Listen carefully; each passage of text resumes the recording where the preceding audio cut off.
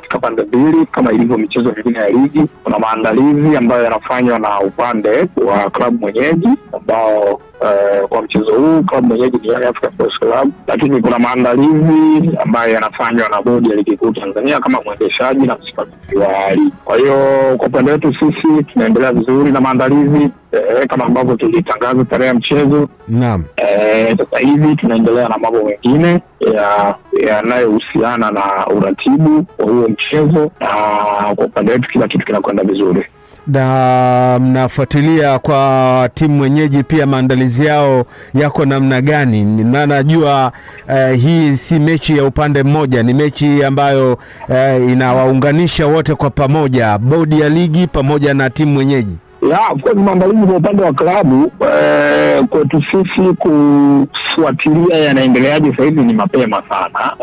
Ni mapema mno, na tunaamini tu kwamba wanaendelea vizuri, na utakapofikia wakati wa sisi kujua kila kitu, maana yake basi tutacheki kuona wamefikia wapi, na pale ambapo tutatakiwa kuongeza nguvu ama kufanya chochote basi tutafanya hivyo. Lakini kwa sasa hivi tunapozungumza bado ni mapema sana sisi kuwa na hofu juu ya maandalizi, lakini kwa upande wetu sisi tunaendelea vizuri kama nilivyosema. Na upande wa tatu ambao tulizungumzia hapo awali ni upande wa timu mgeni, sababu pia mchezo unahusisha timu mbili.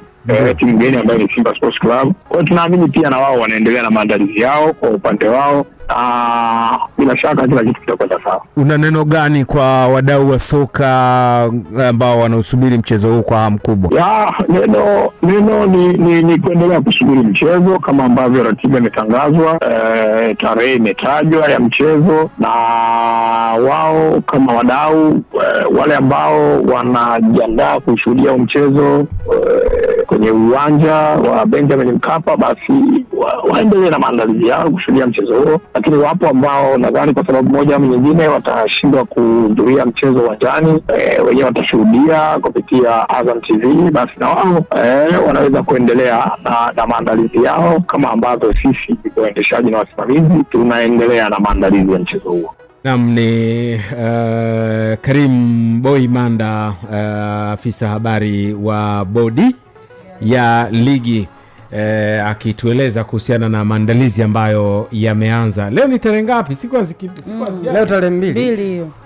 Tarehe 2 Juni leo. Siku maana mpaka sasa hivi zimbaki siku 13. Na Wingo umefanya vizuri sana kumuuliza Boimanda hilo swali, kwa sababu kiuhalisia dabi huwa inasimamiwa kwa asilimia kubwa na bodi ya ligi na TFF. Yaani kwa mtu ambaye labda ana experience hiyo anaweza akafikiria labda eti kwa sababu sijui Yanga ndo wenyeji watatakiwa lazima kwa asilimia kubwa wafanye sijui promotion sijui nini, lakini dabi tuseme nadhani 75% inasimamiwa na bodi ya ligi. Hata tiketi zile sio za complimentary ambazo huwa zinatolewa, bodi ndio huwa wanasimamia kwa ujumla. Kwa hizi Simba na Yanga nadhani wao wana access na mechi zao zote isipokuwa mechi ya dabi. Kwa wao pia maandalizi kwa kiwango kikubwa yanawahusu, kwa sababu ndio ilivyo, imekuwa kama utaratibu huo. Kwa hiyo umefanya vizuri sana kumuuliza Boimanda, na tupate uhakika wao, na anasema kwamba maandalizi yanaendelea vizuri kwamba hii ngoma ipo. Sasa utegemea kwambia ipo? Utegemea kwambia ipo? Labda kuna taarifa nyingine mpya. Hamna taarifa.